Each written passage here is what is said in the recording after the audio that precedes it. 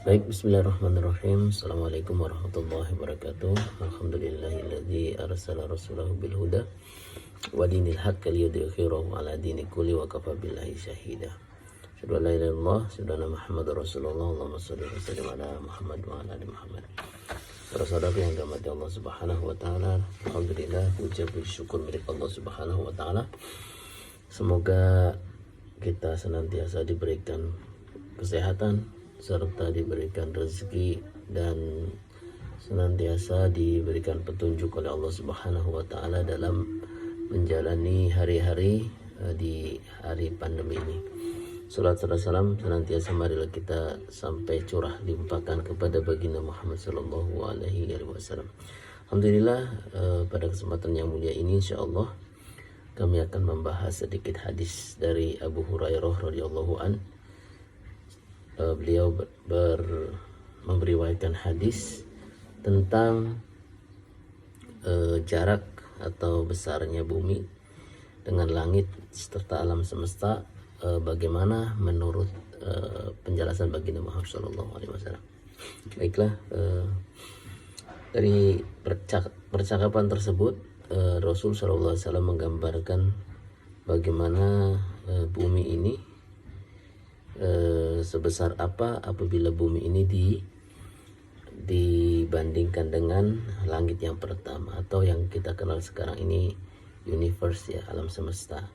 Di langit pertama ini ada galaksi, ada bintang, ada planet-planet dan sebagainya, dan bahkan galaksi tersebut mungkin miliaran galaksi yang ada di planet satu itu. Luasnya itu ibaratnya kalau dibandingkan dengan bumi itu, beliau Shallallahu Alaihi Wasallam mengatakan bahwasanya ibarat kita melemparkan cincin di tengah gurun pasir. Itulah cincin itu buminya, dan gurun pasir itu luasnya langit yang pertama.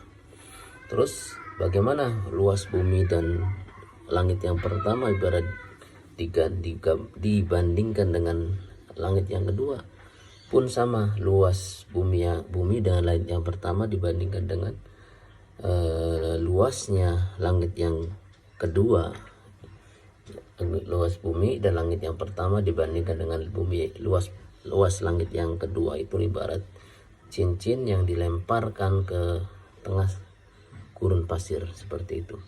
Pun begitu pun sama luasnya bumi, luasnya langit pertama, luasnya langit kedua ibaratnya dibandingkan dengan langit yang ketiga ibarat cincin yang dilempar ke gurun pasir. Pun begitu pun langit keempat luasnya itu langit ketiga digabungkan dengan bumi, langit pertama dan langit kedua dibandingkan dengan langit yang keempat ibarat cincin yang dilemparkan ke atas gurun pasir. Pun begitu pun sama dengan langit yang kelima, luasnya itu langit dibandingkan dengan langit keempat, kedua, ketiga, ke satu dan bumi itu ibarat cincin di tengah-tengah gurun. Begitu pun sama luas langit yang keenam itu ibarat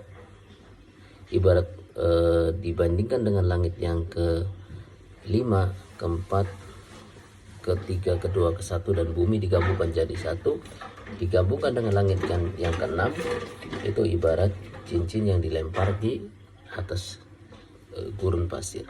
Begitupun langit yang ketujuh, langit keenam, kelima, keempat, ketiga, kedua, ke satu dan bumi digabungkan jadi satu dibandingkan dengan langit yang ketujuh itu ibarat cincin yang dilempar di atas gurun pasir. Setelah langit yang ketujuh itu di atasnya ada kursi Allah. Kita mengenalnya di dalam surat ayat Al-Kursi, surat Al-Baqarah ayat 255. Kursi itu adalah pijakan Allah Subhanahu wa taala, pijakan.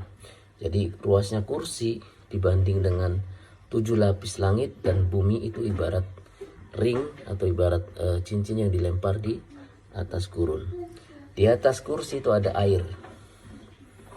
Di atas kursi ada air, pun sama luasnya air dibandingkan dengan kursi langit 1 sampai 7 dan bumi itu ibarat cincin yang dilempar.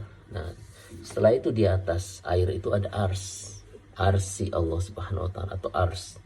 Ars itu luasnya dibandingkan dengan air, kursi, 7 lapis langit dan bumi itu ibarat cincin yang dilemparkan di atas gurun pasir. Itulah besarnya ars. Makanya dikatakan bahwasanya makhluk Allah mana yang diciptakan oleh Allah paling besar, yaitu ars Allah Subhanahu wa taala. Nah, sedangkan kita lihat jarak antara bumi dengan langit yang pertama bila ditempuh ada 500 tahun perjalanan. Langit pertama dengan langit yang kedua 500 perjalanan. Langit kedua dengan langit yang ketiga 500 perjalanan. Begitupun sama, langit ketiga dengan langit keempat 500 tahun perjalanan. Langit keempat dan langit kelima 500 tahun perjalanan. Dan langit kelima ke langit keenam 500 tahun perjalanan. Langit keenam dengan ke langit yang ketujuh itu 500 tahun perjalanan. Langit ketujuh sampai kursi Allah, kursi itu 500 tahun perjalanan. Dari kursi ke air itu 500 tahun perjalanan. Dari air ke atas ars Allah Subhanahu wa taala 500 perjalanan. Bayangkan saudara-saudaraku yang dirahmati Allah Subhanahu wa taala, apabila kita melihat diri kita, jadi jangan merasa kita itu lemah. Ya emang kita lemah ya di hadapan Allah Subhanahu wa taala. Dan ada 8 malaikat, diriwayatkan bahwasanya ada 8 malaikat yang mengangkat ars Allah Subhanahu wa taala tersebut. Ya 8 malaikat itu digambarkan besarnya itu bahu, antara leher dengan bahunya itu 500 tahun perjalanan. Jadi besarnya itu besarnya malaikat tersebut. Dan kakinya itu ibaratnya menginjak di bumi, dan bahunya itu memanggul ars Allah Subhanahu wa taala. Berarti begitu besar malaikat tersebut, ada 8 malaikat. Jadi apa hibrohnya dari keimanan kita? Hibrohnya adalah kita bersyukur kepada Allah Subhanahu wa taala. Kita diberikan hidayah untuk menjadi seorang Islam, dan orang Islam mempunyai Tuhan yaitu Allah Subhanahu wa taala, yaitu besarnya seperti itu. Jadi di atas ars itu ada Allah Subhanahu wa taala. Itu adalah gambaran betapa besarnya Allah Subhanahu wa taala. Makanya dalam sholat kita dikatakan Allahu Akbaru. Allahu Akbaru, bukan Allahu Akbar ya. Allahu Akbar itu, kalau Allahu Akbar itu artinya Allah Maha Besar tapi sudah lampau, atau kalau dalam istilahnya itu fi'il madi. Jadi kita harus menggunakan akbaru, yaitu kalau bahasa Inggrisnya present. Jadi present. Jadi bukan Allahu Akbar itu Allahu Akbar sudah besar dulu. Jadi bukan lampau, tapi sekarang pun Allah tetap Allahu Akbar. Nah, oleh sebab itu, jadi bayangkan kita ini di atas bumi saja, dibandingkan dengan bumi saja, kita ini tidak ada apa-apanya gitu. Apalagi bumi dengan alam semesta, dengan langit yang pertama itu tidak ada apa-apanya, tidak terlihat gitu. Pun begitu. Jadi kita ini makhluk yang kecil di antara langit pertama, kedua, kursi Allah, air dan ars Allah Subhanahu wa taala itu yang kecil sekali gitu.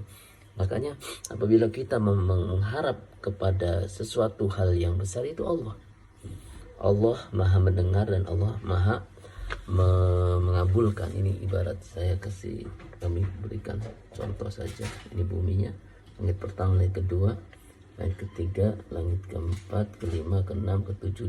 Ini ars, kursi ini air, ini ars Allah Subhanahu wa taala. Itu gambaran seperti itu. Di atasnya ars Allah Subhanahu wa taala itu adalah Allah Subhanahu wa taala. Semoga kita tidak merasa rendah diri, tidak merasa